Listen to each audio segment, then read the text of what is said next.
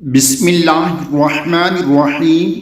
ایک شخص نے حضور اکرم صلی اللہ علیہ وآلہ وسلم کی خدمت میں آ کر عرض کی کہ اے اللہ کے رسول صلی اللہ علیہ وآلہ وسلم، سب سے بہتر دعا کون سی ہیں؟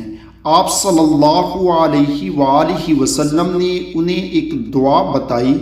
دوسرے دن بھی اس نے آ کر یہی سوال کیا تو آپ صلی اللہ علیہ وآلہ وسلم نے اسے یہی دعا بتائی۔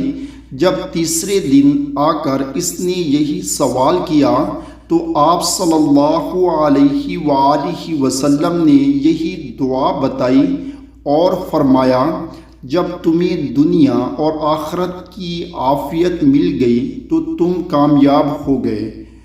دعا یہ ہے، اللہم انی اسألک العافیۃ والمعافاۃ فی الدنیا والآخرہ۔